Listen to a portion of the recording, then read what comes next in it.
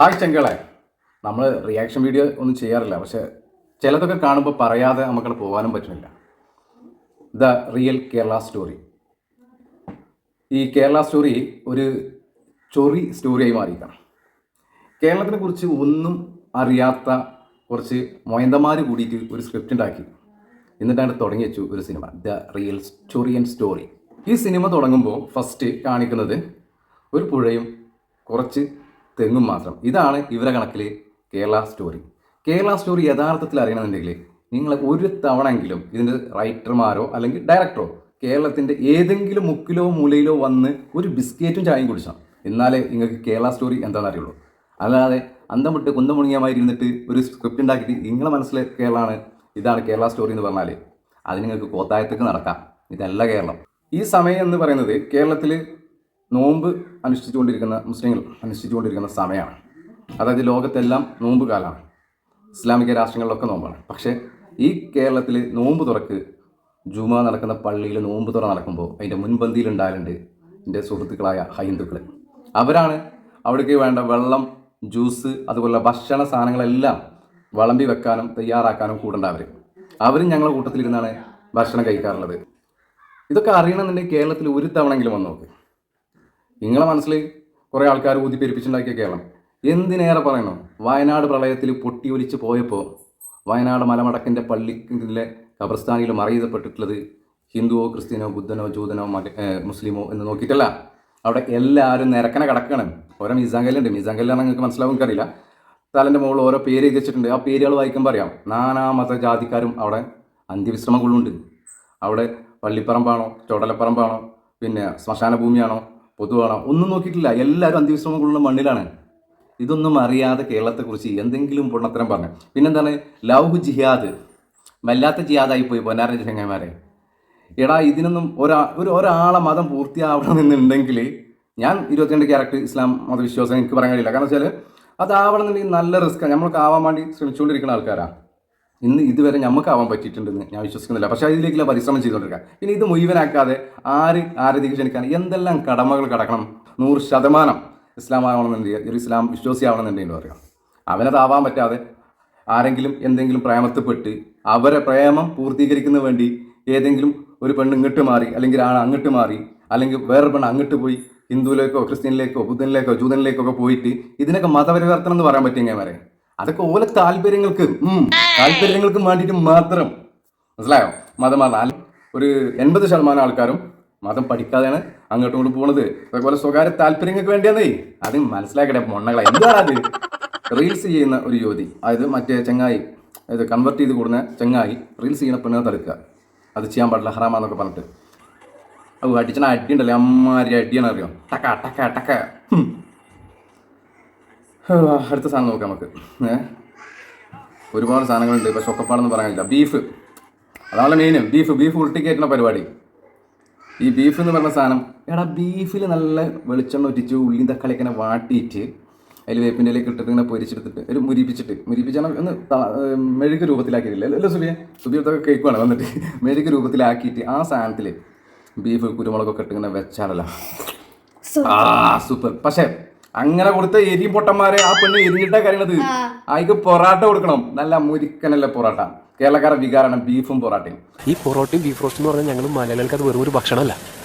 തിന്നും, അല്ലാതെ നിങ്ങൾ ബീഫടാ തിരികരുത്. നല്ല നൈസായിട്ട് ഞാൻ അങ്ങനെ പിടിച്ചങ്ങനെ ഞോണ്ടുന്ന രൂപത്തിലാണ്. ബീഫ് ബിരിയാണിക്ക് തൈര് കൂട്ടി അടിച്ച എന്ത് രസാ. എന്താടാ ഇതൊക്കെ പറയുന്നത്? ഈ ട്രെയിലറിന്റെ ലാസ്റ്റ് ഒരു കടപ്പുണ്ട്, സാമ്പാറിൽ വണ്ട കിടക്കാൻ മതി. എന്തോ ഏതോ എനിക്കൊന്നും മനസ്സിലായില്ല. ട്രെയിലർ ഇജാതി ഭീകരമാണെങ്കിൽ അടുത്ത് വരാൻ പോകണമെന്ന് ഇങ്ങനെ. എടാ, രാഷ്ട്രീയം പറയണമെങ്കിൽ രാഷ്ട്രീയ നിലപാടുകളും രാഷ്ട്രീയ പ്രവർത്തനങ്ങളും പൊതുജനങ്ങളിലേക്ക് സേവനം ചെയ്തിട്ട് പറ. അല്ലാതെ മതം ജാതിയും പറഞ്ഞിട്ടേ. എടാ, പണ്ട് ബ്രിട്ടീഷുകാർ ചെയ്തു വെച്ച സാധനം, ആ സാധനമൊക്കെ പോയിട്ട് കാലത്ര നിങ്ങൾക്ക് അറിയോ? 1947 ഓഗസ്റ്റ് 15 രാത്രി അർദ്ധരാത്രി 12 മണിക്ക് ആ സാധനം എടുത്ത് കെട്ടിട്ടിരിക്കണു. എന്ത് ജാതി മതം വർണ്ണവും മേഖലയൊക്കെ പറഞ്ഞ് ഭിന്നിപ്പിച്ച് ഭരിക്കുന്ന തന്ത്രം അതൊക്കെ അവസാനിച്ച് പോയിന്ന്. നിങ്ങൾ സ്വന്തമായി രാഷ്ട്രീയം പറഞ്ഞിട്ട് വരും. നിലപാടില്ലാത്ത രാഷ്ട്രീയം കളിച്ചു കഴിഞ്ഞാൽ ഇതേമാതിരി വല്ല മതവും ജാതിയൊക്കെ പറഞ്ഞിട്ട് അധികാരങ്ങളും ഭരണങ്ങളൊക്കെ പിടിച്ചെടുക്കേണ്ടി വരും. പക്ഷെ പൊതുസേവനം ചെയ്തിട്ട് അത് ചെയ്യണമെന്നുണ്ടെങ്കിൽ ഇത്തിരി പാടാണ്. പക്ഷെ വേറെ സാധനം വന്നിട്ടുണ്ട്. ഇന്നലെ രാത്രി ഞാൻ കണ്ടതാണ്. ഇതിന്റെ പ്രമോഷൻ വീഡിയോ, ഡൽഹിയിൽ നടന്ന പ്രമോഷൻ വീഡിയോ. ഉത്തരേന്ത്യയിൽ നിന്ന് ഏതൊക്കെയോ ലഹു ജിഹാദ് പെട്ടു എന്ന് പറഞ്ഞിട്ട് മാസ്ക് ഇട്ടിട്ട് 4-5 പെൺകുട്ടികളെ 10-30 ആൾക്കാരുണ്ടെന്ന് പറഞ്ഞ് കൊടുന്നിരുത്തിയിട്ട് വലിയൊരു അംഗസംഖ്യ ഉണ്ട് ലവ് ജിഹാദ് പെട്ട് പ്രശ്നങ്ങളിൽ കുടുങ്ങി എന്ന് പറഞ്ഞിട്ട് കാണിച്ചു വെക്കണം. പക്ഷേ പത്രമാധ്യമക്കാർ നല്ല ധർമ്മല ചോദ്യം ചോദിച്ചതോടുകൂടി അണ്ണമക്കിൽ പിരിവെട്ടിട്ടുണ്ട് ഒരു ഓട്ടോ ഉണ്ട് പ്രൊഡ്യൂസർമാർ. ആ സാധനം നിങ്ങൾക്ക് മനസ്സിലാക്കണം. അവർ ചോദിച്ച ചോദ്യത്തിന് മറുപടി കിട്ടാനായിട്ട് പോയതാണ്. എവിടെയാണ് കേരള സ്റ്റോറി ലവ് ജിഹാദിൻ്റെ പ്രശ്നം പറഞ്ഞിട്ട് കൂടുന്ന സിനിമയിൽ അതിൻ്റെ പ്രമോഷന് വേണ്ടി വേദി ഒരുക്കിയപ്പോൾ കേരളത്തിൽ ഒരു പെൺകുട്ടിനെ പോലും കൊടുന്നിരുത്താൻ കഴിയാതെ പ്രമോഷൻ ചെയ്യുന്ന ഒരു ഗതികെട്ട അവസ്ഥ. ഉത്തരേന്ത്യയിൽ നിന്ന് ഏതൊക്കെ ജൂനിയർ ആർട്ടിസ്റ്റിനെ കുടിച്ചാണ്ട് ഇരുത്തിയാണ്ട് അടുത്ത സിനിമയിൽ ചാൻസ് തരാമെന്നൊക്കെ പറഞ്ഞിട്ടുണ്ടാവും. എന്നിട്ട് പിടിച്ചിരുത്തിയാണ്ട് എന്ത് ചെയ്തു? പ്രമോഷൻ നടത്തുക. പത്രമാധ്യമക്കാർ ചോദിച്ചു, എവിടുന്ന കേരളത്തിൽ നിന്ന് ഏതെങ്കിലും ഒരു പെൺകുട്ടി ഒരെണ്ണം പേരിന് പോലും കൊണ്ടുവരുന്നു പറഞ്ഞപ്പോൾ അതില്ല. ഓടിടാ ഓടി എടാ ഇതിലൊക്കെ പോയി ചത്തുകൂടാ തൂങ്ങിച്ചാവ്. ഒന്നും അറിയില്ല കേരളത്തെക്കുറിച്ച്. കേരളത്തിനെക്കുറിച്ചൊക്കെ പറയുകയാണെങ്കിൽ 2, 3, 4, 5 മണിക്കൂർ ദിവസമാണെങ്കിൽ നിന്ന് പറയാൻ കഴിയും. പക്ഷെ അത് പറയാത്ത എന്താ അറിയോ? അത് പറഞ്ഞിട്ട് കാര്യമില്ല. ഇതിൻ്റെ ഉള്ളിൽ കളിമണ്ണാണെങ്കിൽ കണ്ടോ, അത് കേട്ടിട്ട് എൻ്റെ ചെറിയ മകൾ വരെ 8-9 മാസമായിട്ടുള്ളൂ. ഓള് നേരെ സൗണ്ട് ഉണ്ടാക്കാൻ തുടങ്ങി. കാരണം വെച്ചാൽ ഇതിൻ്റെ ഉള്ളിൽ ആൾത്താമസം അല്ലെങ്കിൽ ഒരു രക്ഷയില്ല. പക്ഷേ ഇത്രയെങ്കിലൊക്കെ നിങ്ങൾ പറഞ്ഞിട്ടില്ലെങ്കിൽ, ഇതിനെതിരെ ഞാൻ ഇത്രയെങ്കിലും സംസാരിച്ചിട്ടില്ലെങ്കിൽ, ഞാനെന്ന കലാകാരൻ ചത്തുപോയി എന്ന് വിചാരിച്ചു നാട്ടുകാർ. അത് എൻ്റെ മനസ്സിൻ്റെ തൃപ്തിക്ക് എനിക്ക് സമാധാനം കിട്ടാൻ വേണ്ടിയിട്ട് മാത്രമാണ് ഇതിനെതിരെ ഞാൻ പ്രതികരിച്ചിട്ടുള്ളത്.